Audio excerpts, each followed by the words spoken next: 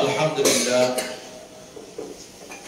প্রশংসা মাত্র সেই করুণাময় আল্লাহ সুবহানাহু ওয়া তাআলার জন্য, যার অশেষ মেহেরবানিতে আমরা এই পবিত্র দিনে পবিত্র মসজিদে উপস্থিত হতে পেরেছি। এই জন্য আল্লাহ সুবহানাহু ওয়া তাআলার দরবারে জানাই লাখ লাখ সিজদায়ে শুকর। আলহামদুলিল্লাহ, অসংখ্য দুরূদ তাসলিম বর্ষিত হোক তাফসীরি পেগাম মানব জাতির মুক্তির দিশারি জনাব মুহাম্মদ রাসূলুল্লাহ সাল্লাল্লাহু আলাইহি ওয়াসাল্লামের উপর।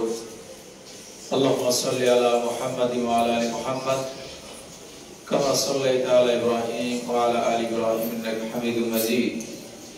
আল্লাহুম্মা বারিক আলা মুহাম্মাদিন ওয়া আলা আলি মুহাম্মাদ কামা বারাকতা আলা ইব্রাহিম ওয়া আলা আলি ইব্রাহিম ইন্নাকা হামিদুম মাজিদ।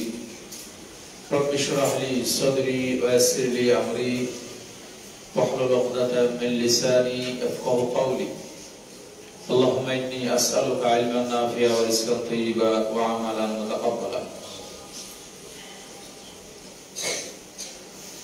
বর্তমানে যা আমরা দেখছি, দেখা যাচ্ছে সোশ্যাল মিডিয়াতে, আপনারা দেখছেন একজন ছোট মেয়েও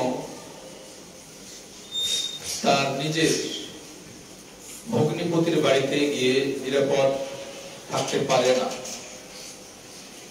এই সমস্ত মানুষকেই মূলত আল্লাহ তাআলা এদের সম্পর্কে বলছেন, উলাইকা কাল আনআমি বাল হুম আযাল। এরা চতুষ্পদ জন্তু যে আছে এর থেকে নিকৃষ্ট। কারণ জীবজন্তু মনে হয় আমাদের বিবেক নেই, তারপরে এত অন্যায় কাজ তারা করে না। কোথায় কি করতে হয় তারা ভালো জানে।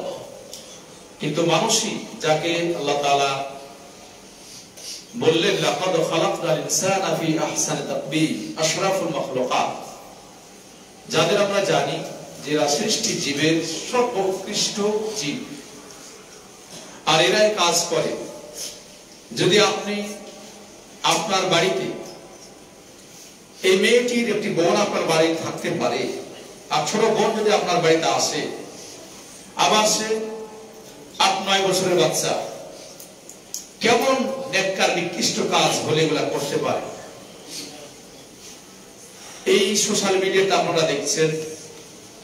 সাথে ডক্টর ইউনূস হাফিজাহুল্লাহ, ওনাকে ধন্যবাদ জানাই। তিনি কিন্তু একটা পোস্ট দিয়েছেন যে জনগণ যদি চাই তাহলে রজম মারার ব্যবস্থা করব।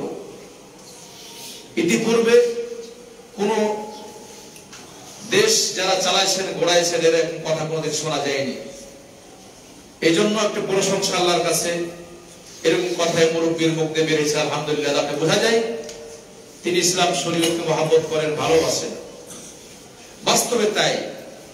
যদি জিনার বিচার করা হয়, জিনার বিচার করা হলে, পাথর মেরে নিক্ষেপ করা হলে, তাকে হত্যা করা হলে, এই জিনা সমাজ থেকে উঠবে না। এই জন্য দেখলাম আফগানিস্তানে কোন একজন ব্যক্তি জিনাকার, তাকে পাথর মেরে তারা হত্যা করছে। এটা এখন বর্তমানে যে যেখানে যা কিছু করছে ঘটছে দেখা যাচ্ছে। তাই এই যে যারা বিবাহিত পুরুষ নারী, এরা যদি জিনা করে, তাহলে বুখারী মুসলিমের হাদিস, এদেরকে পাথর মেরে হত্যা করতে হবে না। শরীয়তের এই দ্বন্দ্ব বিধি, হাত যদি বিচার ফায়সালা যদি করা হয়, আমার মনে হয় যে জিনাকার ব্যক্তি ইনশাআল্লাহ কমে যাবে। সাথে সাথে বিবাহিত নারী পুরুষ এটি নয়, সাথে সাথে যারা যুবক যুবতী, এর মাঝেও বেশি জিনা ব্যভিচার ছড়িয়ে পড়েছে। আল্লাহ রাসূল সাল্লাল্লাহু আলাইহি ওয়াসাল্লামের যে বাণী, আনাস বিন মালিক তিনি বলেন, আল্লাহ রাসূল সাল্লাল্লাহু আলাইহি ওয়াসাল্লাম বলেন, কিয়ামতের একটি আলামত জিনা ব্যভিচার, ফাহিশা কাজ, ইয়াকসুরাজ জিনা, জিনা ব্যভিচার ফাহিশা কাজ বেড়ে যাবে। যুবক যুবতী এরা জিনার মাধ্যমে এদের দিন কাটাচ্ছে। এদের সম্পর্কে আল্লাহ রাসূল সাল্লাল্লাহু আলাইহি ওয়াসাল্লামের বিধান যে যুবক আর যুবতী, অবিবাহিত নারী পুরুষ এরা যদি জেনা করে তাহলে এদেরকে 100 দৌড়া মারতে হবে, সাথে সাথে দেশান্তর করতে হবে। আপনার দেশে সে থাকতে পারবে না, অন্য দেশে এসে চলে যাবে। যদিও বিষয়গুলো কঠিন, কিন্তু ইসলাম শরীয়তের হুকুম যদি দেশে চালু হয়, ইনশাআল্লাহ জিনা ব্যভিচার এই অন্যায় কাজগুলা মানুষ ত্যাগ করতে বাধ্য হবে। সৌদি আরব আমরা দেখেছি, গ্রামগঞ্জে আমরা দেখেছি, গ্রামগঞ্জে যে সমস্ত মহিলারা বসবাস করে, যদি তার পাশ দিয়ে কোনো পুরুষ যায়, তারা হাইসা বা তালোয়ার যায় বলেন, ছুরি নিয়ে থাকে, তারা কতল করে দেবে অবস্থা। তার মানে শরীয়তে পর্যন্ত যে শরীয়তে হুকুম আহকাম আছে, সব জায়গাতে যেখানে যদি শরীয়ত কোরআন সুন্নাহর হুকুম আহকাম বাস্তবে থাকে, যদি আপনি জেনাকারকে ধরা পড়ে তাহলে তার এই শাস্তি, তাহলে দেখবেন ইনশাআল্লাহ এগুলা আর আপনার মা বোন, সবার মা বোন আছে, এরা নিরাপদে থাকবে। দ্বিতীয় এর মাধ্যমে কথা যে শুধু জেনা ব্যভিচার এই যদি আপনি হাত কায়েম করেন, তাহলে যে সমস্ত মা বোনেরা টেলি যারা পর্দা পুশিদা করে না, এরাও শায়েস্তা হয়ে যাবে ইনশাআল্লাহ। কারণ শায়েস্তার কারণে যখন এই বিচার হবে, ওরাও পর্দা করতে বাধ্য হবে। পর্দা করলেই এত অন্যায় কাজ হয় না। তো তারপরেও এই বিচার ফায়সালা হলে সংশোধন হবে, এই সমাজ এবং কল্যাণমুখী হবে ইনশাআল্লাহ। দ্বিতীয় কথা, সমাজে বর্তমান যা চলছে, আরো কিছু চলছে, চুরি আর ডাকাতি, রাহাজানি, এগুলা চলছে, মানুষের পথে থাকতে পারছে না। এটি আবার কি? মানুষের ভয় নেই। যদি এটিও শরীয়ত অনুযায়ী হুকুম চালু করা হয়, তাহলে চোর আর থাকবে না। আল্লাহ তাআলা বলছেন, আস-সারিকু ওয়াস-সারিকাতু ফাকতু আইদিয়াহুমা, চোরা চুন্নি ছেলে মেয়ে যদি চুরি করে এদের হাত কেটে দাও। কেটে দেওয়ার জন্য আল্লাহ তাআলা বলছেন যেন এই যে কাটার জন্য বললেন, ফাকতু আইদিয়াহুমা জাযাআন বিমা কাসাবা নাকালা মিনাল্লাহ, এটাই তার প্রতিদান, সে চুরি করেছে এই জন্য তার হাত কাটতে হবে। যদি ইসলাম শরীয়তের এই হুকুমগুলা সমাজে চালু হয়, তাহলে চোর আর এত চুরি করতে যাবে না, আর অন্যায় কাজ করতে যাবে না। হত্যা যেমন বেড়েছে, সাথে সাথে জেনা যেমন বেড়েছে, সাথে সাথে ফাহিশা কাজ বেড়েছে, চোর আর এই চুরি, মানুষকে হাজারি আর গন্ডামো এগুলা বেড়েছে। এগুলা মূলত ধরে যদি ইসলাম শরীয়ত কায়েম করা হয়, ধরে তাদের শাস্তি তো দেওয়া হয়, হাত কাটা হয়, তাহলে হাত আর কোনদিন চুরি করতে যাবে না। সে বুঝবে যে না, অন্যায় কাজ করলে তার হাত কাটা হবে, চুরি করলে হাত কাটা হবে, জেনা করলে তাকে পাথর মেরে মৃত্যুদণ্ড পেতে হবে। তাহলে দেখবেন এই কাজগুলা কমবে ইনশাআল্লাহ, যা শরীয়ত বোঝা যায়। সাথে সাথে হত্যা সমাজে চলছে বর্তমানে, হত্যা মানুষকে পেলেই, এমনকি যে সোশ্যাল মিডিয়াতে আপনারা দেখছেন যে মসজিদে গিয়ে পর্যন্ত মানুষরা বাঁচতে পারেনি। এত নিকৃষ্ট কাজ, এত নিকৃষ্ট মানুষ করতে পারে কি করে? আল্লাহর ঘরে কেউ যদি প্রবেশ করে, তার অন্তত তার ভয় থাকা উচিত ছিল যে এই মসজিদে ঢুকেছে, তাহলে থেকে তাকে ছেড়ে দাও, কিছু করো না। তো দেখেন মসজিদ পর্যন্ত বাঁচতে পারেনি, তাহলে বোঝা যাচ্ছে যে মানুষ কোন স্থানে গেছে, কোন পর্যায়ে গেছে, তার মৃত্যুর ভয় নেই। তাই হত্যারও আপনার যে বেড়ে গেছে, মানুষকে হত্যা করছে, হত্যা দেখা যাচ্ছে যেখানে সেখানে হত্যা। আল্লাহ বলছেন, ওয়ালাকুম ফিল কিসাসি হায়াতুল ইয়া উলিল আলবাব লাআল্লাকুম তাত্তাকুন। কিসাস, আপনাকে এক ঘুষি মারা হলে যাকে মারবেন তার অধিকার রয়েছে আপনাকে এক ঘুষি মারা। আপনার নাক যদি সে কেউ ছিঁড়ে নেয়, তার অধিকার আছে আপনার নাক ছিঁড়ে নেওয়া। আপনার এইভাবে আপনি যদি কোনো ব্যক্তিকে মারেন, যে অবস্থায় যে অন্যায় কাজ করেন, তার বদলে সে কিন্তু পাবে। হত্যার বদলে হত্যা। একজন ব্যক্তিকে কেউ যদি হত্যা করে, 10 জন মিলে হত্যা করছে, ধরেন 10 জনে হত্যা করছে, ও বলছে তার পা ধরো, তার হাত ধরো, তাকে হত্যা করো, তাহলে একজন হত্যা হলে এর বদলে কিসাস হলো সবটাকে হত্যা করতে হবে। 10 জন ব্যক্তি হত্যার সাজা পাবে। আল্লাহ তাআলা বলছেন, ওয়ালাকুম ফিল কিসাসি হায়াত, কিসাসের মাধ্যমে জীবন বেঁচে যায়। একজন ব্যক্তিকে যখন হত্যা করা হবে, যদি এর শরীয়তের বিধান চালু করা হয়, তাহলে ওই ব্যক্তিগুলোকে হত্যা করা হলে আর অন্যজন সাহস পাবে না। তারও জীবনের ভয় আছে যে আমি যদি কাউকে মেরে হত্যা করি, তাহলে হত্যার বদলে হত্যা পেতে হবে, আমাকে হত্যা হতে হবে। তাই আমি যদি তাকে মারি, তাহলে আমাকে মৃত্যুবরণ করতে হবে, তো ফায়দা কোথায়? এই জন্য হত্যার বদলে হত্যা, যা ইসলাম শরীয়ত আপনাকে বলে দিচ্ছে, কোরআন সুন্নাহ জরুরি হয়ে পড়েছে। তাই যারা দেশ চালাচ্ছেন আপনাদের স্যালুট জানাই যে আপনারা এই বাস্তবায়ন যদি করেন তাহলে ইতিহাস হয়ে থাকবে, কিয়ামত পর্যন্ত ইতিহাস হয়ে থাকবে যে আপনারা প্রথম চালু করেছেন কোরআনের সংবিধান। মানুষ এই ইসলাম রাষ্ট্রে, আমরা জানি বাংলাদেশ প্রায় 90% মুসলিম রাষ্ট্র। আমরা যদি 90% মুসলিম রাষ্ট্রে এই অবস্থা হয়, তাহলে যেখানে মুসলিমের সংখ্যা কম তারা সেখানে কি অবস্থা হবে? এই জন্য মুসলিম রাষ্ট্রে এইগুলা হওয়া মানে বোঝা যাচ্ছে যে মুসলিম নামে নামকে অস্তেরা মুসলিম, আল্লাহর ভয়ভীতি এদের মাঝে নেই। আল্লাহর ভয়ভীতি থাকলে এগুলা কাজ তারা আদৌ করতে পারত না। এখনো বর্বরতা জাহিলিয়াতের কাজ চলছে। এখনো আপনাদের যেমন হবিগঞ্জে আপনারা অনেক কষ্ট সহ্য করেছেন, ধৈর্য ধারণ করেছেন, আপনাদের জয় আল্লাহ লাভ করাইছেন, জয় হবে ইনশাআল্লাহ। জাল হক ওয়া যাকাল বাতিল। এখনো বর্তমানে এখনো দেখা যাচ্ছে যে আহলে হাদিস মসজিদগুলোকে নিয়ে যারা কওমি ভাই, নিজামী ভাইরাও অনেক সময়তে তারা অন্যায় কাজ করছে, অন্যায় কাজের দিকে যাচ্ছে। মসজিদের ক্ষেত্রে মুসলমানদের তারা যা কাজগুলা করছে এগুলোর মধ্যে এখন আছে, এখনো তারা এই অন্যায় কাজগুলা করতে আছে। আসলে তাদের জন্য হেদায়েতের জন্য দোয়া করি, আল্লাহ যেন তাদের কোরআন সুন্নাহ বুঝার তৌফিক দান করেন। আপনি কোরআন সুন্নাহ যেখানে পাবেন সেখানে তো যাবেন নাকি? কোরআন সুন্নাহর বাইরে উলট পালট কাজ যদি আপনি করতে যান তাহলে আল্লাহর গজব নিপাততে হবে। এটি অত্যন্ত কঠিন জটিল। বান্দাকে অপদস্থ করে, অপমানিত করে আপনি বাঁচতে পারবেন না। যদি আপনি মনে করেন আজকে আপনার ক্ষমতা আছে, আপনি তাকে অন্যায় অপকর্ম বা অন্যায় ভাবে তাকে মারছেন বা অন্যায় ভাবে তাকে কিছু অপদস্থ করছেন, মনে রাখেন যে আল্লাহ তাআলা এই জুলুমের বিচার আপনার করবেনই, আজকে হোক কালকে হোক, না হলে কিয়ামতের দিন আপনার হবেই হবে।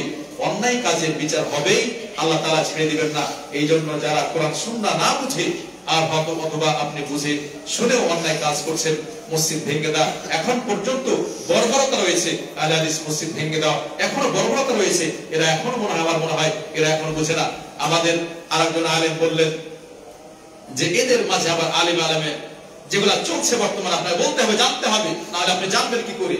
আলেম আলেমে একজন আপনার প্রসিদ্ধ আলেম, সবাই জানেন, কাফের বলা লোক। এরা কে চিনে তারে? আমরা জানি যে একজন মুসলিম মুসলমানকে কাফের বলতে পারে না। আচ্ছা বলেন তো, আমার এক ভাই, মানুষের ভুল ত্রুটি থাকতে পারে, কিন্তু ভুল ত্রুটির কারণে আপনি কাফের বানাই দিবেন, এটা কিন্তু অত্যন্ত কঠিন জটিল। আপনিও আলেম, উনিও আলেম, কাফের বলার অধিকার দিল কি আপনাকে? আলেমদের সম্পর্কে উনিই বলছেন যেদের কোনো অস্তিত্ব ছিল না। আরে বাবা, আহলে হাদিসের অস্তিত্ব আল্লাহ রাসূল সাল্লাল্লাহু আলাইহি ওয়াসাল্লামের যুগ থেকে কিয়ামত পর্যন্ত থাকবে। বরং কিয়ামতের দিন বিচার হিসাব হবে কোরআন সুন্নাহ অনুযায়ী। আহলে হাদিসরা যারা বিনা হিসাবে জান্নাত যাবে, যারা শিরকি করেনি, বিদআতি করেনি, কোরআন সুন্নাহ মেনেছে, সালাফদের কওল মেনেছে, এরাই বিনা হিসাবে জান্নাত যাওয়ার মাধ্যম এরাই। যারা বিদআতি কাজ করে, কবর পূজারী, যারা সুন্নি নাম ধারণ করে আর বিদআতি কাজ করে, এরা সুন্নি না, এরা হলো মূলত ইসলামী ধ্বংসের একটা কারণ। এজন্য কোরআন সুন্নাহ যদি মানার পরে, সালাফদের অনুসরণ করার পরে তার অস্তিত্ব নাই আপনি বলেন, তাহলে আপনার অস্তিত্ব হলো কোথায়? আপনি কোরআন হাদিস না মেনে অস্তিত্ব আপনার আছে, এটি অন্যায় কাজ, নিহায়াত অন্যায়। এই কথাগুলো বন্ধ করতে হবে, সমাজ থেকে অন্যায় কাজ বন্ধ করতে হবে। আর একটা সমাজে যা চলছে, সমাজে কুলাঙ্গার কিছু আছে, শাতিমে রাসূল, আল্লাহ রাসূল সাল্লাল্লাহু আলাইহি ওয়াসাল্লামকে ঘৃণা করা, গালিগালাজ করা, এই যাবত এখন পর্যন্ত রয়েছে। এইসব লোকগুলা হত্যার উপযুক্ত। কেউ যদি আল্লাহ রাসূল সাল্লাল্লাহু আলাইহি ওয়াসাল্লাম সম্পর্কে কোনো মন্তব্য করে, মুসলিম রাষ্ট্রে এর কোনো খাতির নেই। এজন্য আল্লাহ রাসূল সাল্লাল্লাহু আলাইহি ওয়াসাল্লামকে ঘৃণা করা, রাসূলকে গালিগালাজ করা ইসলাম ভঙ্গের একটি কারণ। যদি কেউ গালিগালাজ করে, ঘৃণা করে, সাথে সাথে সে দিন থেকে বেরিয়ে যাবে, এখানে কোনো খাতির নেই, দিন থেকে বেরিয়ে যাবে। দিন থেকে যদি বেরিয়ে যায় তাহলে আল্লাহ রাসূল সাল্লাল্লাহু আলাইহি ওয়াসাল্লামের বাণী, মান বাদদালা দীনাহু ফাকতুলু, যে ব্যক্তি দিন থেকে বেরিয়ে যাবে তাকে হত্যা করতে হবে। হত্যা করা সংবিধানের হুকুম। যারা দেশ চালাচ্ছেন এদেরকে ধরে ধরে হত্যা করতে হবে। একজন শাতিমে রাসূল, আল্লাহ রাসূল সাল্লাল্লাহু আলাইহি ওয়াসাল্লামকে যারা বিকৃতি করে, যারা গালিগালাজ করে, যারা ঘৃণা করে, এদেরকে যদি একজনকে ধরে হত্যা করা হয় তাহলে সবগুলা শায়েস্তা হয়ে যাবে, সায়েজ হয়ে যাবে। বাস্তব একটি যদি কোরআন শোনার হুকুম চালু করা হয়, তাই আপনারা জানেন হাদিস থেকে তার স্পষ্ট দলিল, কোরআনে যেমন দলিল, হাদিস থেকে স্পষ্ট দলিল। কাব বিন আশরাফ, কাব বিন আশরাফকে চিনেন তো নাকি? কাব বিন আশরাফের যারা হাদিসে হজ করতে যান, আর কিছু মুআল্লিম আছে ঠগানো লোক, এই মুসলিমের দিকে ঠগায়, বলে কাব বিন আশরাফের বাড়ি ওই জায়গাতে ছিল, অমুকের বাড়ি ওই জায়গাতে ছিল। তো কাব বিন আশরাফের নাম আপনারা সবাই জানেন। এই কাব বিন আশরাফ আল্লাহ রাসূল সাল্লাল্লাহু আলাইহি সাল্লামকে সবথেকে বেশি কষ্ট দিয়েছিল। তাই কষ্ট দেওয়ার কারণে সাহাবীদের কয়েকজন সাথে এসে এরা বললেন, আল্লাহ রাসূল সাল্লাল্লাহু আলাইহি সাল্লাম, উনি তো আপনাকে কষ্ট দিচ্ছে, আপনি কি চান আপনার সম্পর্কে কাব বিন আশরাফের কাছে গিয়ে কিছু কথা বলবো? কিতাব আল মাগাজি, ইমাম বুখারী রাহিমাহুল্লাহ দুইটি খণ্ড রয়েছে। লাস্টের দ্বিতীয় খণ্ড কিতাব আল মাগাজি, যেখানে যুদ্ধ বিগ্রহ আছে, উহুদ, বদর, খন্দক যে স্থানগুলোতে সংঘটিত হয়েছে, সুলহ হুদাইবিয়া, মক্কা বিজয় আপনারা শুনেছেন, এই অধ্যায় রয়েছে। সেখানে একটা হাদিস রয়েছে কিতাবুল মাগাজিতে কাব বিন আশরাফ সম্পর্কে। তো সাহাবারা এসে বললেন, হে আল্লাহর রাসূল সাল্লাল্লাহু আলাইহি সাল্লাম, কাব বিন আশরাফকে হত্যা করতে চাই, আপনি কি চান? আপনি যদি চান তাহলে আমাদেরকে কিছু কথা বলতে দিতে হবে, যা আপনার সম্পর্কে বলবো, হয়তো কিছু কটু মন্তব্য হবে আপনার সম্পর্কে। আচ্ছা, তিনি অনুমতি দিলেন। কি আর বলবে? আল্লাহ রাসূল সাল্লাল্লাহু আলাইহি ওয়াসাল্লাম বলে, যাও, মেলা কথা ছিল। লাস্টে গিয়ে বলে, হ্যাঁ মুহাম্মদ এরকম, হ্যাঁ ঠিকই বলছো, ঠিকই বলছো, হ্যাঁ মুহাম্মদ এই করে, অমুক করে, এই করে, ঠিকই বলছো। তো লাস্টে গিয়ে আল্লাহ রাসূল সাল্লাল্লাহু আলাইহি ওয়াসাল্লাম হাদিসে স্পষ্ট যে সাহাবারা প্রথম বলছে, হত্যা করা, কিন্তু হত্যা যে আপনি একটা মানুষের করবেন, তার ভিতরে ডাইরেক্ট গিয়ে কিন্তু হত্যা করা যায় না। কাব বিন আশরাফ নতুন বিবাহ করেছে, যেদিন হত্যা করতে যাবে প্রথম কিন্তু গেছে যে তোমার কাছে কিছু ঋণ চাই। কাব বিন আশরাফের কাছে ঋণ চাইছে, এখনো বলছে যদি তুমি ঋণ চাও, ঋণ নাও, তাহলে কয়েকটি কথা আছে, তোমাদের বউ যা বাড়িতে আছে দিতে হবে, অথবা ছেলেকে দিতে হবে, অথবা মেয়েকে, এইভাবে পরস্পর কয়েকটি কথা বলেছেন। তো তারা বলছে, আচ্ছা আপনি এত বড় নেতা, যদি আমার ছেলেকে আপনার কাছে রাখি, বন্দি রাখি, তাহলে লোকজন বলবে এত বড় নেতা কিছু সামান্য আপনার ঋণের জন্য তার ছেলেকে বন্দি করে রেখেছে। তো বলছে, ছেলে না দিলে তোমার বউ এখানে রাখবে, মানে কথাগুলো যেরকম। তো আমার বউ নিয়ে কি করবেন আপনি? কারণ মানুষ বলবে যে মুখের বউ ঋণ দিয়েছে তাই রাখছে, আপনার সম্পর্কে খারাপ মন্তব্য করে মানুষে। তো যখন এগুলা বললেন, উনি আচ্ছা ঠিক আছে। পরে লাস্টে এই কথা হলো, লাস্টে তাকে যে হত্যা করবে, তিনজন তারা আছে সাহাবীরা, বলে, শোনো, আমি প্রথমে হাদিসে এসে ব্যক্তির নাম আবু নাইলা, যিনি হত্যা করবেন এবং কৌশল ঘটাচ্ছেন, ইনি আল্লাহ রাসূল সাল্লাল্লাহু আলাইহি ওয়াসাল্লামকে যে কথাগুলো বলছেন, প্রস্তাবকারী তিনি। পরে শোনো, আমি কাব বিন আশরাফের আশু মোড়ায় হাতার মাথা, মানে আমি বলবো তোমার মাথায় চুম্বন করব। তো চুম্বন করবো কয়েকবার, একবারই তো হত্যা করা যাবে না। তার মাথায় চুম্বন করলেন, বললেন যে কি আশ্চর্য, কি চমৎকার শের। তার মানে বাস্তবে যেহেতু সে আরবের রাজা বাদশা, ওই সময় তার গায়ে এমনিতেই আতর সেন্ট আর এমনি সেন্ট হয়ে আছে, যে সুগন্ধি বের হচ্ছে তার বডি থেকে, আর নতুন বিবাহ করেছে। তো এই ঘটনা ঘটার পূর্বে ওরা কিন্তু কথা বলে একবার গেছে, পরে আবার আসছে দ্বিতীয়বার সাহাবা। ওই যে চুক্তি যে হলো, এই দিব সেই দিব, বলছে না তাহলে এগুলো রাখতে হবে। তারা ঘুরে গেছে, যে তারা পরিকল্পনা করে এসেছে। এই যে তাদের পরিকল্পনা, আসার পরে তাকে বলছে, আমরা চাই তোমাকে চুমা দিতে। তো চুমা দিতে একবার দুইবার এভাবে দিলেন, ওরাও কিন্তু দিল, তোমরাও দাও। তৃতীয়বার যেবার চুম্বন দিবে, সবাইকে দেখাই দিল, বলছে আর একবার দিব চুমা। লাস্টটিকে দেখা দিয়েছে, যখন চুমা দিব তার এইভাবে আমি চেপে ধরবার, তোমরা তারে বসাই দেবে। এইভাবে তারা হত্যা করা হয়েছে। কেন? এই এত কষ্ট দিত আল্লাহ রাসূল সাল্লাল্লাহু আলাইহি ওয়াসাল্লামকে, যার সীমার বাইরে। এই জন্য আল্লাহ রাসূল সাল্লাল্লাহু আলাইহি ওয়াসাল্লাম হত্যা করার অনুমতি দিয়েছিলেন। এই হাদিস থেকে স্পষ্ট, কেউ যদি আল্লাহ রাসূল সাল্লাল্লাহু আলাইহি ওয়াসাল্লামকে গালিগালাজ করে, আল্লাহ রাসূল সাল্লাল্লাহু আলাইহি ওয়াসাল্লাম সম্পর্কে কোনো মন্তব্য করে, ব্যঙ্গ করে, তাহলে সায় ধরে এক মাধ্যম হুকুম হলো তাকে কতল করতে হবে, হত্যা করতে হবে। সমাজে যা চলছে এগুলো আপনারা শুনতে চান, তাই আপনাদের কিছু বিধান আপনাদের বলে গেলাম। রমজান মাসে এগুলা জানা দরকার এবং যা চলছে এর হুকুমগুলো আপনার আমার জানা দরকার। নচেত যারা শুনছেন হয়তো কার যাবে, হয়তো জেনাকার কাছে ওই কথা বলা যেতে পারে, সেও ইনশাআল্লাহ সংশোধন হয়ে যাবে। আল্লাহর কাছে দোয়া করি আল্লাহ যেন আমাদেরকে অন্যায় কাজগুলো থেকে রক্ষা করে। যে বিষয়টি বলার জন্য আপনাদের আজকে বলা, আমি বেশি সময় নেব না। আপনারা মনে হয় সময় নিয়ে ঝগড়া করছেন, আবার বিভিন্ন আপনারা আমাকে আবার নেগেটিভ পয়েন্টে নিয়ে যাবেন না। কেন? মসজিদ আল্লাহর ঘর, আল্লাহর ঘরে আমরা আসি। রমজান মাসে আজকে মনে লোকজন কমবে। আপনার মসজিদ থেকে যদি আপনারা মসজিদে আল্লাহর ঘরে শান্তি না থাকে তাহলে কোথায় শান্তি থাকবে? এই যে মসজিদটি, এই মসজিদটি মনে করি যে আপনাদের হবিগঞ্জে কোরআন সুন্নাহর মারকাজ। কোরআন সুন্নাহর মারকাজে আপনার যদি কোনো একটু কষ্ট হয় তা আপনি দিনী ভাই মাইন্ড নেবেন না কেউ।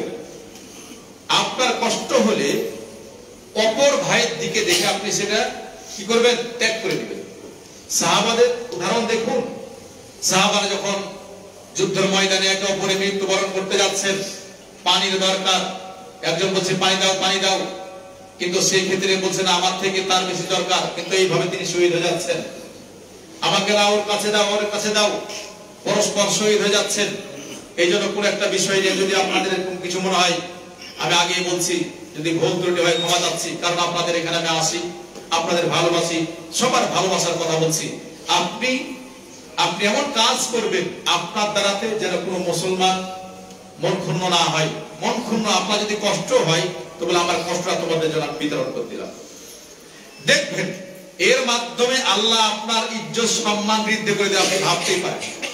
এই কথা সবার ক্ষেত্রে, আমারও ক্ষেত্রে। আমার যদি কোনো ক্ষতি হয় আর কোনো ভাইয়ের উপকার হয় তাহলে এটাই কিন্তু করা উচিত। আনাস বিন মালিক তিনি বলছেন, রাসূলুল্লাহ সাল্লাল্লাহু আলাইহি সাল্লাম বলেন, প্রকৃত মুসলমান মুমিন হওয়ার জন্য এতটুকু যথেষ্ট নয় যা আপনি যেটা নিজে পছন্দ করছেন সেটাও পর্যন্ত পছন্দ করছেন না। তার মানে আপনি পছন্দ করছেন এই জিনিসটা যদি আমার জন্য হয় তাহলে ভালো, তাহলে আপনিও আপনার ভাইয়ের জন্য ওটাই পছন্দ করবেন যার আপনি যেটা পছন্দ করেন। আপনার কোনোদিন আপনি ক্ষতি চান না, আপনিও চাইবেন না আপনার অপর ভাইয়ের জন্য ক্ষতি। এই জন্য আমরা পরস্পরে এক করে সহানুভূতি হওয়ার জন্য আমরা ডাকছি এবং আপনাদের আহ্বান করছি। আল্লাহ যেন আমাদের এক অপর মায়া মহব্বত করার তৌফিক দান করেন। আমরা যাতে পরকালে মায়া ও মহব্বতের মাধ্যমে জান্নাতুল ফিরদাউসে একাত্রিত হতে পারি। আরেকটি বিষয়, সমাজে যা চলছে, আপনাদের মাঝে যা চলছে, যদি আপনি বলেন যে এরপর থেকে আপনার খুতবা বন্ধ, তাই বলে ঠিক আছে আমি আসবো। আপনাদের খুতবার ক্ষেত্রে যদি একটু দেরি হয়, কেউ গালিগালাজ করে, এই গালিগালাজ করা আপনার ভাই একটু দূর থেকে আসে, কথা যদি দুটো একটা বেশি হয় তাহলে গালিগালাজে যাবেন কেন? গালিগালাজ করলে পাপ হবে আপনার।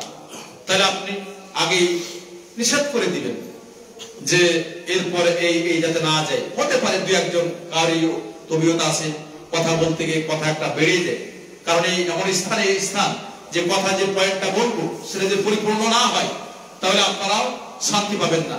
এই জন্য মনে রাখেন, রমজান এসেছিল আপনার মাঝে, রমজান চলে যাচ্ছে, এই কথাটা মনে রাখেন, খেয়াল রাখেন। আপনাকে দেখতে হবে রমজান মাসে কি কাজ আছে বলেন তো? দেরি করে আসছেন কেন আপনারা? কি কাজ আছে আপনাদের? কৈফিয়ত দেন আমাকে। এমন কি করছিলেন বাড়িতে? সকাল থেকে কি ঘুমাচ্ছেন? কেউ হয়তো কোথাও আড্ডা মারছেন, কোথায় কি করছেন? রমজান মাস আপনাকে ধিক্কার দিচ্ছে। আবু হুরায়রা বলেন, রাসূলুল্লাহ সাল্লাল্লাহু আলাইহি সাল্লাম বলেন, যে ব্যক্তি রমজান মাস পেল, রাসূল মুহাম্মদ সাল্লাল্লাহু আলাইহি সাল্লামের নাম উল্লেখ করা হলো, তার উপর দুরূদ পাঠ করলো না, জিবরিল আমিন বললেন, হে আল্লাহ রাসূল সাল্লাল্লাহু আলাইহি সাল্লাম, এর জন্য বদদুয়া করছি, আপনি বদদুয়া করেন, এর ধ্বংস। আল্লাহ রাসূল সাল্লাল্লাহু আলাইহি সাল্লাম এরপরে বলেন আমিন, তার ধ্বংসের জন্য আমি দোয়া করছি। রাসূলুল্লাহ সাল্লাল্লাহু আলাইহি সাল্লাম আবার বলা হলো জিবরিল আমিন বললেন, যে ব্যক্তি রমজান মাস পেল তারপরও তার জীবনের পাপগুলো ক্ষমা করে নিতে পারলো না, এই ব্যক্তির ধ্বংস। আল্লাহ রাসূল সাল্লাল্লাহু আলাইহি ওয়াসাল্লাম বললেন, আমি আপনার সাথে একমত পোষণ করছি, তার ধ্বংস। লাস্টে গিয়ে বলছেন, যে ব্যক্তি তার পিতামাতাকে পেল তারপরও তাদের খেদমত করে জান্নাত পেতে পারলো না, তার ধ্বংস। জিবরিল আমিনকে বললেন, হে জিবরিল আমিন, আমি আপনার সাথে একমত, তার ধ্বংস। রমজান মাস পেয়েছেন, আপনি আমি কতটুকু ভালো কাজ করে আপনার আমার পাপগুলো ক্ষমা করতে নিতে পেরেছি, এটা আপনার জন্য আমার জন্য দেখার বিষয়। রমজান মাস চলে যাচ্ছে, আপনাকে বলে দিচ্ছে, এই আমি এসেছিলাম আবার চলে যাচ্ছি। আপনাকে এই কথা স্মরণ করে দিচ্ছে যে মানুষ, তুমি এসেছো আবার হঠাৎ করে চলে যাবে। মানুষ এমন বর্তমানে যা চলছে, এটা হঠাৎ করে তার ক্যান্সারে মৃত্যুবরণ করছে। মানুষ এমন চলছে, তার প্রেসার বেড়ে গেছে, প্রেসারের কারণে মৃত্যুবরণ করছে। মানুষ এমন চলছে, হোন্ডা চালাতে চালাতে মৃত্যুবরণ করছে, যুবক মৃত্যুবরণ করছে, বৃদ্ধা মৃত্যুবরণ করছে, বৃদ্ধ মৃত্যুবরণ করছে। এইভাবে হঠাৎ করে আপনার আমার কাছে মালাকুল মউত যে কখন চলে আসবে আপনি আমি বলতে পারবো না। এই জন্য ভালো কাজ করার চেষ্টা করুন। কোন সময় যদি ভালো কাজ করতে গিয়ে একটু এদিক হয়, তাহলে মন্তব্য না করে আপনি বলবেন, আমি কিছু শিক্ষা অর্জন করলাম, কিছু ভালো করলাম, 2-4-5 মিনিট যেতে পারে। এই জন্য খারাপ মন্তব্য করবেন না। খারাপ মন্তব্য করার এখানে এই আল্লাহর স্থান, এই ঘর, উৎকৃষ্ট ঘরে এসেছেন আপনি। রমজান মাস, অন্য মাস এই সময়টা আপনি দিতে পারেন না, লাস্টে আসছেন। আবার লাস্টে আসলেও কোন সময় দেখছেন হয়তো আজকে একটু সময় শেষ হচ্ছে, আরেকদিন আর সময় শেষ হচ্ছে, একটু কম বেশি হলে গালিগালাজ করেন, তাহলে এটি কিন্তু আপনার জন্য ভালো না। যে লোকটি গালি দিলেন, খারাপ মন্তব্য করলেন, উনি চলে গেলেন, বুঝলেন না, কিন্তু আপনার পাপ হলো, পাপ নিয়ে আপনি বাড়িতে গেলেন। এই জন্য এই পবিত্র স্থানে এসে কারোর সম্পর্কে মন্তব্য করবেন না। আপনার দিনী ভাই, আমি আপনাদের কাছে দিনী ভাই হিসেবে আমি কথাগুলো বলছি। কারোর খারাপ লাগতে পারে, কারোর ভালো লাগতে পারে, কিন্তু আবু দারদা তামিউদ-দারিমি তিনি বলছেন, আদ-দীন আন-নাসিহা, নসিহত, দ্বীন হলো নসিহত লিল্লাহি ওয়া লিকিতাবিহি ওয়া লিরাসূলিহি ওয়া ইম্মাতুল মুসলিমিন ওয়া আম্মাতিহি। আপনাকে নসিহত করতে হবে। আল্লাহ রাসূল সাল্লাল্লাহু আলাইহি ওয়াসাল্লাম এই কথাটি বললেন, তো তিনবারের কথা বললেন, আদ-দীন আন-নাসিহা, আদ-দীন আন-নাসিহা, আদ-দীন আন-নাসিহা। দিন হলো নসিহত। এই জন্য নসিহত আপনাকে আমাকে করতে হবে, যে কেন আল্লাহর কিতাবের জন্য, আল্লাহর কিতাবে কি বলেছেন তা বলতে হবে, রাসূল কি বলেছেন তা বলতে হবে। এরপরে রাসূলি ওয়া ইম্মাতুল মুসলিমিন, আপনার দেশের সরকার আপনাকে ভালো কিছু বললে, আপনার দেশের সরকার দায়িত্ব যেগুলো দিয়েছেন সেগুলো আপনি পালন করবেন। দেশের সরকারকে আপনার আমার দায়িত্ব পালন করতে হবে। আপনার আমার কি দায়িত্ব কর্তব্য আছে এইগুলা পালন করতে হবে। তাই নসিহত যেগুলা দেওয়ার, নসিহত কথা আমরা বলছিলাম, আল্লাহ যেন আমাদের ইহকাল পরকাল কল্যাণ দান করেন। লাস্টে গিয়ে যা আমি বলছিলাম যে লাইলাতুল কদর বিষয়টি আছে, কিন্তু আমার অনেক কথা বেরিয়ে গেল। লাইলাতুল কদর সম্পর্কে আপনাদের এই সামনে আসছে লাইলাতুল কদর, ইন্না আনজালনাহু ফি লাইলাতুল কদর ওয়া মা আদরাকা মা লাইলাতুল কদর। লাইলাতুল কদরে আমি কোরআন অবতীর্ণ করেছি। লাইলাতুল কদর সম্পর্কে আল্লাহ তাআলা বলছেন, তোমরা কি জানো লাইলাতুল কদর কি? তিনি বলছেন, খায়রুম মিন আলফি শাহর, হাজার মাসের থেকে উত্তম। দেখেন এই আয়াতে, এই আয়াতকে অন্য আয়াতের মাধ্যমে আল্লাহ তাআলা বর্ণনা করেছেন, আল্লাহ তাআলা স্পষ্ট করেছেন, হামিম ওয়াল কিতাবিল মুবিন ইন্না আনজালনাহু ফি লাইলাতিন মুবারাকা। যে হামিম ওয়াল কিতাবিল মুবিন, এই কিতাব আল্লাহর কালাম, এই রমজান মাসে তিনি নাজিল করেছেন, লাইলাতুল কদরে নাজিল করেছেন। আমার এই ভাইরা নিয়ে গিয়েছিল আপনার লাইলাতুল কদর বাদ দিয়ে তারা শবে বারাতে নিয়ে গেছে। তাহা মিথ্যাবাদী, কাযযাব, দাজ্জালেরা, এরা হলো দাজ্জাল। এরা তারা নিজেকে আলেম ওলামা মুফতি সাহেব বলে, আর শবে বারাতে এই আয়াতটা নিয়ে তারা কথা বলে। কোথাও আপনি কোথাও চটি বই পাবেন না যে আয়াতটি শবে বারাত সম্পর্কে নাজিল হয়েছে। এই আয়াত নাজিল হয়েছে লাইলাতুল কদর সম্পর্কে, ইন্না আনজালনাহু ফি লাইলাতিন মুবারাকা। লাইলাতুল কদর সম্পর্কে আয়াতটি নাজিল হয়েছে। তাই লাইলাতুল কদরে আপনার বাৎসরিক যে তাকদীর আমি বলি, বাৎসরিক তাকদীর লিপিবদ্ধ করা হয়।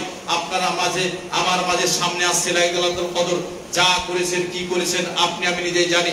তাই আল্লাহর কাছে লাইলাতুল কদরে ইবাদত বন্দেগীর মাধ্যমে আপনার জীবনে, আমার জীবনের পাপগুলা ক্ষমা করার জন্য আল্লাহর কাছে আপনি প্রার্থনা করবেন, দোয়া করবেন, আল্লাহ যেন আপনাকে আমাকে ক্ষমা করে।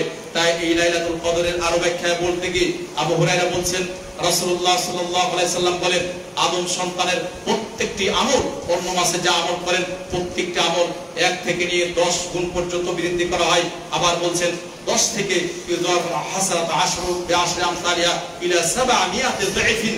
700 গুণ পর্যন্ত বৃদ্ধি করা হয়। তারপরে তিনি বলছেন ইল্লা সাওম ওয়া নাযিবি ইল্লা সাওমুলি আসাওমুলি ওয়া নাযিবি, কিন্তু সিয়াম এমন একটা ইবাদত, যেহেতু এই সিয়ামটা আমার জন্য রাখা হয়, তাই আমি এর প্রতিদান এত দিব। যেখানে বললেন যে খায়রুম মিন আলফি শাহর, 1000 মাসের থেকে উত্তম। আবার এখানে হাদিসে কুদসিতে আল্লাহ তাআলা বলছেন এত নেকি দিব। আপনার তাহলে বোঝা যাচ্ছে 1000 মাসের থেকেও হিসাব ছাড়া আপনার আল্লাহ তাআলা আপনাকে নেকি দিবেন। কথা ক্লিয়ার হয়েছে? লাইলাতুল কদর ইবাদত বন্দি করলে 1000 মাসের থেকে উত্তম এটি নয়, আরো কত তিনি আপনাকে নেকি দিবেন, হিসাব ছাড়াই তিনি নেকি দিবেন। এই জন্য লাইলাতুল কদর সামনে আসছে। লাইলাতুল কদর আমার সমাজে আবার দেখি যে লাইলাতুল কদর উদযাপনের জন্য আমাদের সমাজে আছে আপনার 27 রজনী তারা গরু জবাই করে, বিরিয়ানি পাক করে, খাওয়া ধুমধাম করো, কোনো ইবাদতের নাম নেই। এটা হলো আরেকটা বিদাতি আমল। খাও দাও ধুমধাম করা আমল করবেন, সালাত পড়বেন, কোরআন তেলাওয়াত করবেন না, খালি খাওয়ার জন্য আপনি বসে আছেন, কি ইবাদত করলেন আপনি? এই জন্য এটি নয়। আপনার কি বলছে হাদিসে আপনি দেখেন, আয়েশা রাদিয়াল্লাহু তাআলা আনহা তিনি বলেন আল্লাহ রাসূল সাল্লাল্লাহু আলাইহি ওয়াসাল্লাম বলেন ইদা দাখালাল আশরা হিয়া লাইলা ওয়া ইqadahala ওয়াজাদা ওয়াশাদার মিজারা। আল্লাহ রাসূল সাল্লাল্লাহু আলাইহি ওয়াসাল্লাম যখন লাইলাতুল কদর শেষ দশক যখন আসতো, প্রবেশ করত, তখন তিনি তার পরিবারকে এক নাম্বার পরিবার আহিয়া লাইলা, এই রাত্রি যাপন করতেন। রাত্রি জেগে জেগে তিনি ইবাদত বন্দি করতেন, সাথে সাথে ওয়াইqadahala তার পরিবারকে জাগাতেন। আর সাতটা মিজারা তার মানে মাজা বাঁধতেন, বলতে যে ইবাদতের জন্য প্রস্তুতি গ্রহণ করতেন। বুঝে গেছে কথা? তাই লাইলাতুল কদর শুধু 27 রজনী এর পিছে আপনি দৌড়াবেন না, আপনি শেষ দশকে ইবাদত বন্দি করার জন্য চেষ্টা করবেন। যদি না পারেন তাহলে অন্তত 21 রজনী 23 রজনী রাত যে আছে এর সাথে আপনার 25, 27, 29 এই 5টি রাত আপনি উদযাপন করতে পারেন। আর শুধু 23 রাত যাবেন, এই কাজ করবেন না, করলে সালাফদের কওলের বিপরীত হয়ে যায়। বরং আল্লাহ রাসূল সাল্লাল্লাহু আলাইহি ওয়াসাল্লাম যা করেছেন সেটা যদি আপনি করতে পারেন তাহলে আপনার জন্য আমার জন্য কল্যাণ। আল্লাহ রাসূল সাল্লাল্লাহু আলাইহি ওয়াসাল্লামের ভাষায় তিনি শেষ দশকে তিনি মাজা বাঁধতেন, ইবাদত বন্দি করার জন্য রাত্রি জাগরণ করতেন, তার পরিবারকে জাগাতেন, নিজে জাগতেন, ইবাদত বন্দি করতেন। এ রাতে কোরআন তেলাওয়াত করবেন, জিকির আজকার করবেন, তাসবিহ তাহলিল করবেন, আপনি নিজে পাঠ করবেন, আপনি নিজে পড়বেন, ইবাদত বন্দি করবেন, আপনার পরিবারকে ইবাদত বন্দি করার জন্য ডাকবেন, তাকেও সময় দিবেন। শুধু যাতে আপনার পরিবার পাকের ভিতরে না থাকে, আপনি নিজে পাকে সাহায্য করবেন, তাকে কিছু কোরআন তেলাওয়াত করার সময় দিবেন, সেও যাতে ইবাদত বন্দি করতে পারে। আবু হুরায়রা বলেন রাসূলুল্লাহ সাল্লাল্লাহু আলাইহি ওয়াসাল্লাম বলেন মান সামা রমাদান ঈমানান ইহতিসাবান গুফিরা লাহু মা তাকাদ্দাম মিন যানবি, যে ব্যক্তি ঈমান এবং নেকির আশা নিয়ে সিয়াম রাখবে এই ব্যক্তির পূর্বের পাপগুলো ক্ষমা করা হবে। এরপরে বলছেন মান কামা রমাদান ঈমানান ইহতিসাবান গুফিরা লাহু মা তাকাদ্দাম মিন যানবি, যে ব্যক্তি ঈমান এবং নেকির আশা নিয়ে তারাবির সালাত পড়বে, তাহাজ্জুদ পড়বে, তার পূর্বের পাপগুলো ক্ষমা করা হবে। তারপরে বলছেন ওমান কামা লাইলাতুল কদর ঈমানান ইহতিসাবান গুফিরা লাহু মা তাকাদ্দাম মিন যানবি, যে ব্যক্তি লাইলাতুল কদরে ইবাদত বন্দি করবে এর পূর্বের পাপগুলো ক্ষমা করা হবে। এখানে 3টি কথা বলা হয়েছে। তাহলে রমজান মাসের সিয়াম রাখা, আর তারাবির সালাত পড়া, লাইলাতুল কদরে ইবাদত বন্দি করা, যেহেতু এগুলা পূর্বের পাপ ক্ষমা করা হবে। ওলামাগণ বলছেন এগুলা সবগুলা ছোট পাপের কথা বলা হয়েছে। বড় পাপ কোথায় যাবে? বড় পাপের জন্য খালিস অন্তরে আপনি আমি যদি তাওবা করি তাহলে আল্লাহ রাসূল সাল্লাল্লাহু আলাইহি ওয়াসাল্লামের ভাষায় ছোট বড় সকল পাপ মোচন হয়ে যাবে। বুঝা গেছে? ক্লিয়ার? যদি এই রমজান মাস পেয়েছেন, সিয়াম রাখছেন, তারাবির সালাত করছেন, লাইলাতুল কদর ইবাদত বন্দি করবেন ইনশাআল্লাহ, এর সাথে আপনি যদি খালিস অন্তরে তাওবা করেন, আল্লাহ যা অন্যায় কাজ করেছিলাম, আপনি তামাকের সাথে জড়িত, জর্দার সাথে জড়িত, বিড়ির সাথে জড়িত, যে আপনার হারাম কাজ যা আছে, জেনা অপকর্ম আপনি করছেন, অন্যায় কাজ করতে আছেন, মানুষকে ঠকাইছেন, সুদ ঘুষে অন্যায় কাজের সাথে জড়িত আছেন, আপনি তাওবা করবেন, আল্লাহ আমি এই মাসে আমি সিয়াম রেখে তাওবা করলাম, যা অন্যায় কাজ করেছি, যা অতীতে যা করেছি সবগুলা থেকে খালিস অন্তরে তাওবা করছি, আর জীবনে কাজগুলা করব না। তাহলে আপনি যদি এই পাপগুলা ত্যাগ করেন, অন্যায় কাজ যা করছেন এগুলা ত্যাগ করলে আল্লাহ তাআলা আপনার পূর্বের ছোট বড় সকল পাপ তিনি মোচন করে দেবেন। এই জন্য আমরা রমজান মাস পেয়েছি, রমজান মাস পাওয়ার মাধ্যমে আপনার আমার পাপগুলা ক্ষমা করে যেতে পারি সে তৌফিক আল্লাহর কাছে চাচ্ছি। মানুষের অন্যায় অপকর্ম থেকে আমরা দূরে থাকি, মানুষের ক্ষতি করা থেকে আমরা দূরে থাকি, মানুষের গীবত করা থেকে দূরে থাকি, এবং আরো যে অন্যায় কাজ আমরা এগুলা থেকে দূরে থাকার চেষ্টা করি। জি, অন্য হাদিসে আয়েশা রাদিয়াল্লাহু তাআলা আনহা বলছেন যে মা লা ইয়াস্তাহিদু ফিল আশরিল আওয়াখির ইয়াস্তাহিদু ফিল আশরিল আওয়াখির মা লা ইয়াস্তাহিদু ফি গায়রিহি। আল্লাহ রাসূল সাল্লাল্লাহু আলাইহি ওয়াসাল্লাম শেষ রাত্রে শেষ দশকে যেমন ভাবে ইবাদত বন্দেগীতে লেগে থাকতেন, অন্য কোন সময়ে তিনি এত ইবাদত বন্দেগী করতেন না। এই হাদিসগুলো ইমাম মুসলিম, সবগুলো বুখারী মুসলিম এই গ্রন্থে এসেছে। জি, এর সাথে এই মাসটিতে আছে ইতিকাফ। ইতিকাফ করার চেষ্টা করবেন। ইতিকাফ আপনারা করেন আলহামদুলিল্লাহ, আরো করার চেষ্টা করবেন। আয়েশা রাদিয়াল্লাহু তাআলা আনহা তিনি বলছেন কানা ইয়াতিফ আশর আওয়াখির মিন রমাদান, আল্লাহ রাসূল সাল্লাল্লাহু আলাইহি ওয়াসাল্লাম শেষ দশকে ইতিকাফ করতেন, এমনকি তিনি মৃত্যুর আগা পর্যন্ত ইতিকাফ করে গেছেন। এরপরে সুম্মা ইতিকাফা আজওয়াজাহু মিন বাদিহি, তারপরে তার মৃত্যুর পরে তার স্ত্রী পরিবার এরাও ইতিকাফ করেছে। তাহলে মা বোনদের জন্য ইতিকাফ রয়েছে। কোন মসজিদে যদি মা বোনদের ব্যবস্থা থাকে আর নিরাপদ থাকে, তাহলে মা বোনেরা ইতিকাফ মসজিদে সেই করতে পারে, বাড়িতে নয়। আর বাড়িতে আপনার ইতিকাফ প্রয়োজন নেই, যদি আপনি বাড়িতে আপনি ইবাদত বন্দেগী করলে ইনশাআল্লাহ সেখানেই হবে। যদি কোনো স্থানে কোনো মা বোন চায়, যেহেতু মসজিদে কেউ আসতে চাইলে বারণ করতে আল্লাহ রাসূল সাল্লাল্লাহু আলাইহি ওয়াসাল্লাম নিষেধ করেছেন। মসজিদে মা বোনদের যদি ব্যবস্থা থাকে আর নিরাপত্তার ব্যবস্থা থাকে, কোনো সমস্যার কোনো ব্যবস্থা না থাকে, যে সমস্যার ঘটবে কিছু না থাকলে সে এসে মসজিদে ইতিকাফ করতে পারে, এখানে কোনো আপত্তি নাই, যা হাদিসের ভাষায় যা বোঝা যায়। জি, তাহলে আমরা রমজান মাসে আরেকটি বিষয় পেলাম ইতিকাফ। ইতিকাফ করলে কি হবে? ইতিকাফের বিষয়টি এমনই যে ইতিকাফ মানে আপনি যেন দুনিয়া থেকে ছিন্ন ভিন্ন হয়ে গেছেন, দুনিয়ার সাথে কোনো যোগাযোগ নেই, আল্লাহর সাথে আপনার কথা হচ্ছে, আল্লাহর সাথে সম্পর্ক। আপনি ইবাদত বন্দেগী করছেন মসজিদে, আবার ইতিকাফের নাম দিয়ে মসজিদে এসেছেন আর মোবাইল খালি টিপিয়ে আছে, ফেসবুক ইউটিউব এইসব দিকে আছে, পুরো ইতিকাফ হবে। ভার্চুয়ালি একটা বাক্য বলেন আপনি, তার মানে বডি এখানে কিন্তু মন চলে গেছে দুনিয়া, সব জায়গায় ঘুরে বেড়াচ্ছে। ইতিকাফ হবে না, ইতিকাফ করতে আসবেন না। যদি আসেন তাহলে পাপ হবে। আপনি মোবাইলে আসবেন, এই বড় মোবাইলে আসবেন না। ইতিকাফ করতে আসলে ছোট মোবাইলে আসবেন, যাতে ওই স্থানে আপনার মুখ না যায়। ঘুমাবেন তাও ইবাদত, কোরআন পড়বেন তাও ইবাদত, বসে থাকবেন তাও ইবাদত। ইতিকাফ মানে আপনি ছিন্ন ভিন্ন দুনিয়া থেকে, এটা মনে করবেন। আপনার ওখানে দৌড়াচ্ছেন, ওখানে দৌড়াচ্ছেন, ওখানে দৌড়াচ্ছেন, ওখানে ইতিকাফ হলো? ইতিকাফ এগুলো থেকে সাবধান থাকে। নাহলে মসজিদে এসেও আল্লাহর ঘর, মসজিদে আসলে দেখলাম যে মালয়েশিয়ায় গেলাম, সেখানে দেখলাম সবার হাতে হাতে মোবাইল। বাংলাদেশে দেখি মসজিদ আল্লাহর ঘর যেখানে সেখানে ফেসবুক আর দুনিয়া টিপতে আছে সারা। এটা কি? এটা আবার এগুলো খুব খারাপ জিনিস। আবার কিছু টেরি হুজুর আছে, আমি এই বলবো, আমরা লেখালে সেগুলো সালাবদের জীবন। ওরা মোবাইল আছে এভাবে খুলে দেয়, মোবাইল তুমি বক্তব্য দেওয়া হবে, তুমি যদি ভাবে দাও, মানুষ তো খালি মোবাইল দিয়ে পড়াবে, মোবাইল ছাড়া কিছু নেই। এত সহজ নাকি? মোবাইলের সাথে এসে মানুষ জিজ্ঞেস করছে মোবাইলে কি করবো, মোবাইলে কেন? আপনি লেখে নিয়ে আসেন, খাটে কষ্ট করেন, এই পাতাতে আপনার বিষয়ে কিছু হবে না সালামদের জীবনে। আপনি যদি নিজেকে কোনো আলেম মনে করেন আর এগুলা কাজ করেন, আরো অন্যরা দৌড়াবে। এই জন্য সব জিনিস থেকে আমাদের উচিত এগুলা সাবধান থাকা। হুজুর বলে না, যাই বলে, হুজুর এখন কি পেয়েছে, খালি মোবাইল টিপে আর কি বক্তব্য এগুলা বললে ছাড়ে, ওগুলা যে বক করে বাস ও নিবে আপনার কাছে 2 লাখ টাকা 1 লাখ টাকা। এগুলো হুজুরদের কাজ। আল্লাহ যেন হেদায়েত দান করেন। এই মাসে এই যে বেশি বেশি দান সাদকা করবেন, বেশি বেশি সাদকা করার চেষ্টা করবেন। আব্বাস বলছেন আল্লাহ রাসূল সাল্লাল্লাহু আলাইহি ওয়াসাল্লাম এই মাসে বেশি বেশি কোরআন তেলাওয়াত করছেন। অনেকে আপনারা কোরআন তেলাওয়াত করতে জানেন না, কোরআন তেলাওয়াত করতে না জানলে কোরআন তেলাওয়াত করার চেষ্টা করেন, শিক্ষা অর্জন করেন, আর বেশি বেশি দান করবেন। আল্লাহ রাসূল সাল্লাল্লাহু আলাইহি ওয়াসাল্লাম এই মাসে সবথেকে বেশি বেশি দান করতেন। মিন রিহিল মুরসালা বলা হয়েছে, বাতাস যে বেগে দৌড়িয়ে যায় তার থেকে বেশি বেশি তিনি দান করতেন। এই জন্য এই মাসে দান সাথে করার চেষ্টা করবেন। এই মসজিদের অনেক কাজ রয়েছে, এর সাথে প্রতিষ্ঠান আছে, আপনারা মসজিদ যেমন দান করবেন, প্রতিষ্ঠান দান করবেন, যাতে মসজিদ প্রতিষ্ঠান করা এগিয়ে যায়। আল্লাহর কাছে দোয়া করি আল্লাহ যেন কবুল করেন। জি, এই মাসে আরেকটি কাজ যেটি বিষয় আপনারা আবার করা, যা আমরা জানি, যা আল্লাহ রাসূল সাল্লাল্লাহু আলাইহি ওয়াসাল্লাম হাদিস জানেন, ওয়ালিল্লাহি ওয়াতাকা মিনান নার ওয়া যালিকা কুল্লা লাইলাতিন। রমজান মাসে প্রত্যেক রাতে অসংখ্য মানুষকে আল্লাহ তাআলা জান্নাত থেকে মুক্তি দান করেন, সংখ্যা ছাড়াই। এই জন্য যাতে আমরা জাহান্নাম থেকে মুক্তি পেতে পারি, এই কাজগুলো করার চেষ্টা করবেন। শেষ দশকে এই আমলগুলো আপনার জন্য আমার জন্য করণীয়।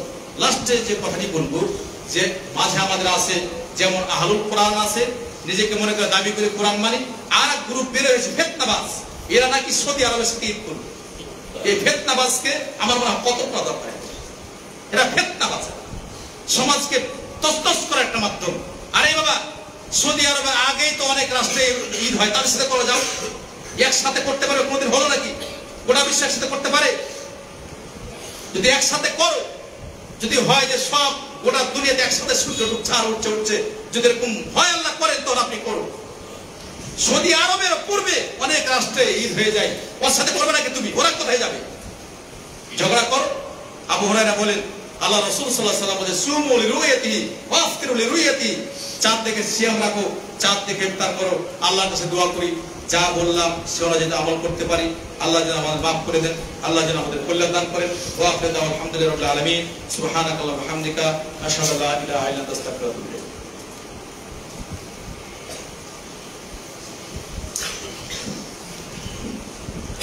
আলহামদুলিল্লাহি রাব্বিল আলামিন আর রাহমানির রাহিম মালিকি ইয়াউমিদ্দিন ইয়্যাকা না'বুদু ওয়া নাস্তাঈন ইহদিনাস সিরাতাল মুস্তাকিম সিরাতাল লাযীনা আন'আমতা আলাইহিম গায়রিল মাগদুবি আলাইহিম ওয়া লাদ-দাল্লিন।